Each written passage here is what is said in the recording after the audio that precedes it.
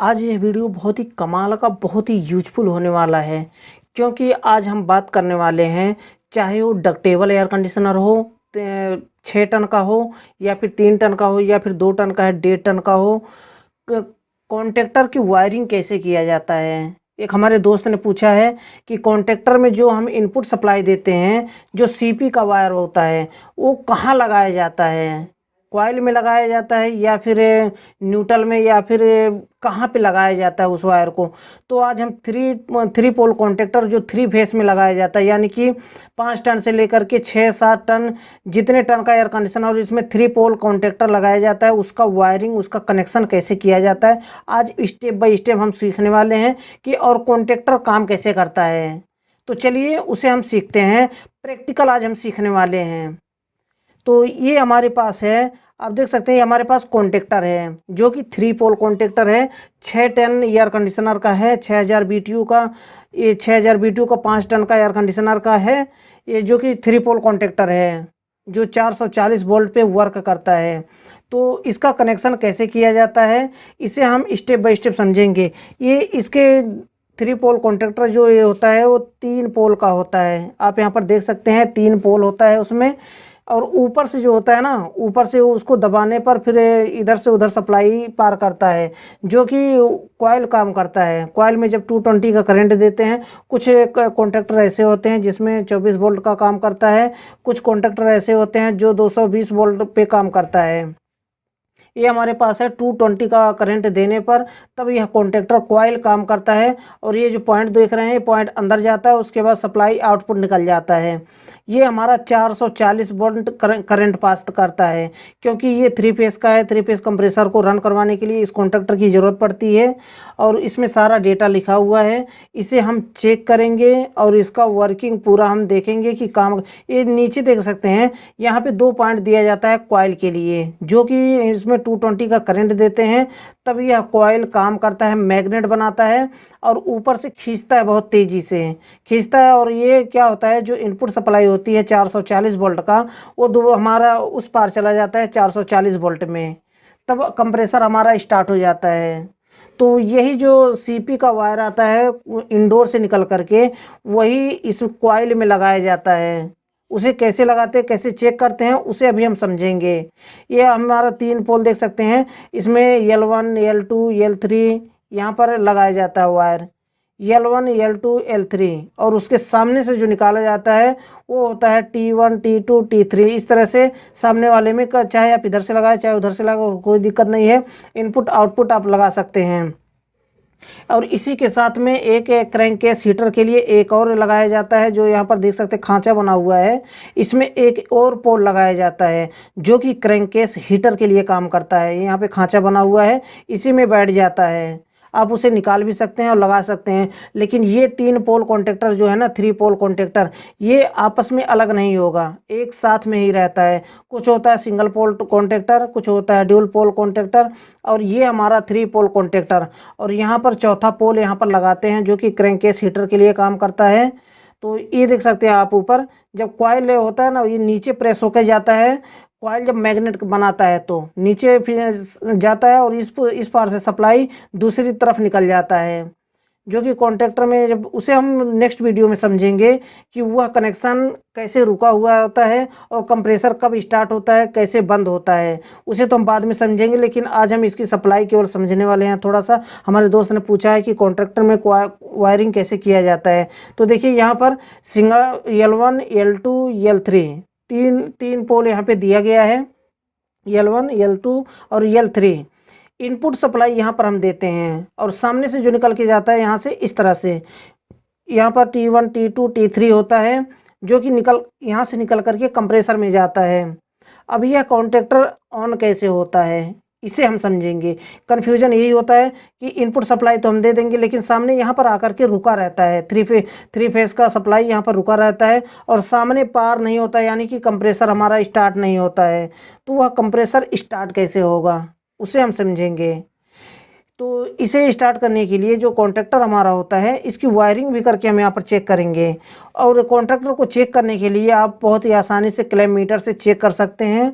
कोई दिक्कत नहीं है। क्लैमीटर से चेक करेंगे तो इनपुट से लेकर के आउटपुट तक ये हमारे पास नया कॉन्टैक्टर है, मैं ख़रीद के लाया था, जो कि 3 फेस में लगाने के लिए कॉन्ट्रैक्टर में निकाल करके लाया था। 3 कॉन्ट्रैक्टर लाया था, एक निकाल के नया लगाया और ये हमारे पास नया है बिल्कुल। इसलिए मैं समझाने के लिए प्रैक्टिकल आपको मैं बता रहा हूँ। तो यहाँ पर 3 सप्लाई जब देते हैं तो L1, L2, L3।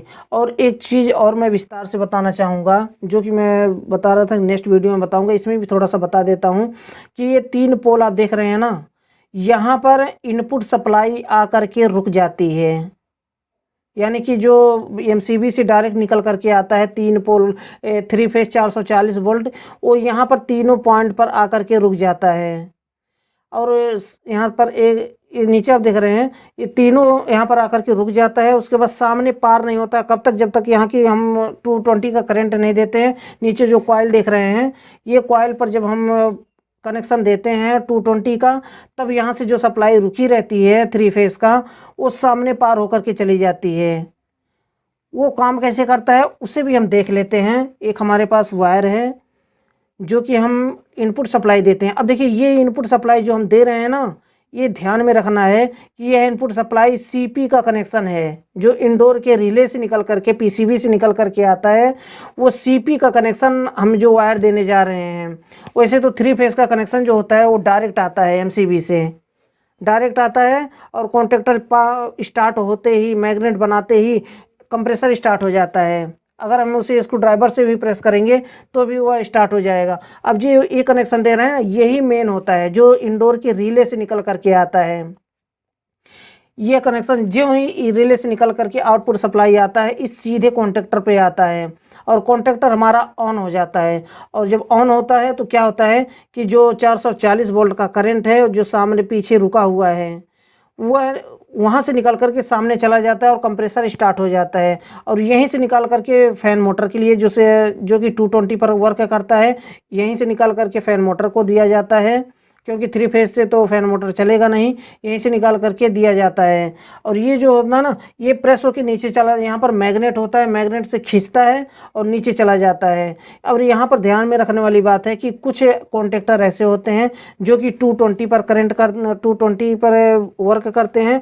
कुछ कॉन्टैक्टर ऐसे भी होते हैं जो कि 24 वोल्ट पर काम करता है। लेकिन ये हमारा कॉन्टैक्टर है, ये 220 वोल्ट पर काम करता है। इसमें देखिए, जो डिब्बा होता है ना, कॉटन होता है, इसके ऊपर पूरा डिटेल्स, पूरा डेटा इसका लिखा होता है कि हमारा कितने सप्लाई पे वर्क करेगा। और ये हमारा कॉन्ट्रैक्टर आप देख सकते हैं, ये 65 रियाल का है, जो कि इंडिया में इसका प्राइस क्या है, अभी तक इंडिया में नहीं ख़रीदा हूँ, लेकिन यहाँ पर सऊदी अरब में इसका प्राइस 65 रियाल का होता है। और इनपुट सप्लाई यहाँ पर हम देते हैं, जो कि हमारा रिले से निकल करके आता है, PCB से निकल करके आता है। और जो ही हम करंट इसमें देते हैं, तो ही मैग्नेट बनाता है और नीचे खींच करके आता है, बहुत तेज़ी से चटाक करके आवाज़ आता है और वहीं पर तुरंत कंप्रेसर हमारा स्टार्ट हो जाता है। तो यहाँ पर हम लगाते हैं इसे हम लगाएंगे और यहाँ पर साउंड भी सुनाई देता है, बहुत तेज़ी से चट करके साउंड आता है जो ही लगाएंगे। अभी देखिए कैसे स्टार्ट हुआ है, ये देखिए इस तरह से साउंड आता है इसमें से। जब हम निकाल रहे हैं, लगा रहे हैं, बहुत तेज़ी से हिल रहा है, चट चट करके साउंड आ रहा है इसमें से। इसे हम पलटी करके भी दिखाएंगे आपको कि किस तरह से अंदर जाता है। अब देखिए, इसमें इस समय करंट है, इस समय हमारा कॉन्टैक्टर ऑन है। और ऊपर जो है ना, ऊपर जो 3 फेस का कनेक्शन जिसमें दिया जाता है, 3 पोल दिया जाता है, उसमें सप्लाई नहीं जाएगी, क्योंकि यह सिर्फ कॉन्टैक्टर ऑन करने के लिए यह सप्लाई दी जाती है। कॉन्टैक्टर ऑन करने के लिए, यानी कि एक तरफ से दूसरी तरफ पार करने के लिए कॉन्टैक्टर को ऑन करना पड़ेगा, तभी ये सप्लाई हमारी इधर से उधर जाएगी। लेकिन इसे हम क्लैमीटर से जब हम चेक करेंगे तो क्लैमीटर से सप्लाई पार बताएगी कि क्योंकि ये हमारा कॉन्टैक्टर ऑन हो चुका है। अब एक तरफ से दूसरी तरफ हमारा 3 फेस का कनेक्शन जाता है, एक L1, L2, L3। अब यहाँ पर हम चेक करेंगे तो तीनों में बारी बारी से सप्लाई इस पार से उस पार पहुँच जाएगी, क्योंकि कॉन्टैक्टर हमारा ऑन हो चुका है। इस तरह से यह कॉन्टैक्टर काम करता है। अब देखिए, तीनों में बारी बारी से हम चेक करेंगे हमारा कॉन्टैक्टर सही है। अगर कोई भी प्रॉब्लम है, कुछ ख़राबी है इसमें, कॉन्टैक्टर या तो ऑन ही नहीं होगा, या फिर अगर ऑन होगा तो इसमें अब देखिए यहाँ पर निकाल दिया हमने, कोई सप्लाई नहीं जा रही है, पार नहीं हो रहा है सप्लाई। इस तरह से यह कॉन्टैक्टर काम करता है। अगर कॉन्टैक्टर ख़राब है या फिर कोई प्रॉब्लम है तो इस सप्लाई या फिर जल गया है कॉन्टैक्टर का पॉइंट, कोई भी जल गया है, इस तरफ से सप्लाई हम देते हैं तो उस तरफ सप्लाई नहीं जाती है, तो यह इस तरह का कॉन्टैक्टर ख़राब माना जाता है। अब देखिए यहाँ पर कॉन्टैक्टर मैं आपके सामने रखा हूँ, अभी देखिए अंदर चला जाएगा। ये जो पॉइंट है ना, ये देखिए लगाते ही सीधा अंदर चला जाता है, क्योंकि आमने सामने की सप्लाई को एक साथ में ज्वाइंट कर देता है। अब देखिए यहाँ पर मैं आपके सामने दिखा रहा हूँ, ये देखिए इस तरह से काम करता है। ये अंदर चला गया और सप्लाई जो है अब इस पार से उस पार चली जाएगी, क्योंकि इसमें 220 का करंट है, इस पार से उस पार सप्लाई चली जाएगी। मैं यहाँ पर आपको दिखाना चाहूँगा, किलोमीटर से इसे हम चेक करेंगे, क्योंकि ये हमारा एक तरफ से दूसरी तरफ सप्लाई जा चुकी है। इसी तरह से कॉन्टैक्टर चेक किया जाता है। बहुत लंबा खींच करके मैं नहीं करना चाहता हूँ, इतने में आई होप कि आप समझ गए होंगे। बस यही इसका काम होता है कॉन्टैक्टर का, कि सप्लाई को 3 फेज सप्लाई को रोक करके रखता है। और जो ही सीपी करंट आता है, इसमें सीपी की सप्लाई जब भी आता है इसमें इंडोर से लेकर के, तुरंत यह कंप्रेसर ऑन हो जाता है। अगर वह सीपी का करंट ना दिया जाए, डायरेक्ट 3 फेज से ही इसको रन करवाया जाए, तो क्या होगी, कंप्रेसर लगातार चलता रहेगा। कंप्रेसर ऐसे जो लगातार चलते चलते ख़राब हो जाएगा। इसलिए यह इंजीनियर की तरफ से ये बनाया गया है, ताकि सीपी का करंट जब आए, जैसे सिंगल फेस में एयर कंडीशनर में काम करता है। सिंगल फेस में क्या होता है, जब सीपी का करंट आता है तो डायरेक्ट कंप्रेसर उससे तुरंत स्टार्ट होता है। सीपी का करंट कटता है तो वह कंप्रेसर बंद हो जाता है। लेकिन यहाँ पर 3 फेस कंप्रेसर है, जो कि डायरेक्ट सप्लाई देना पड़ता है, तो उसको इसलिए कॉन्टैक्टर का यूज किया जाता है वहाँ पर, ताकि कॉन्टैक्टर पर सप्लाई जाके रुका रहे।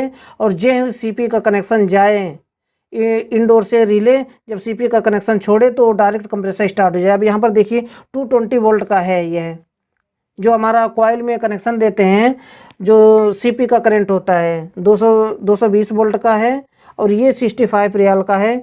190 से 220 वोल्ट 50 गीगाहर्ट्ज पे ये वर्क करता है। तो इस तरह से होता है ये 3 पोल कॉन्टैक्टर।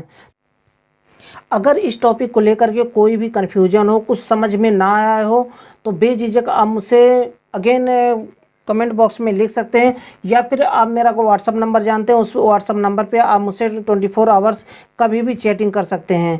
अगर आपके लिए यूजफुल रहा हो, आपको समझ में आया हो, वीडियो पसंद आया हो, तो वीडियो को लाइक ज़रूर करें। और लास्ट में फिर से बताना चाहूँगा कि अगर आपने अभी तक अमरेश एसी टेक चैनल को, अमरेश 11 टेक चैनल को सब्सक्राइब नहीं किया है, तो नीचे लाल कलर का सब्सक्राइब का बटन है, उसे दबाकर सब्सक्राइब कर लें और बेल आइकन को प्रेस कर दें, ताकि हमारे आने वाली न्यू वीडियो की नोटिफिकेशन आपको सबसे पहले मिल सके।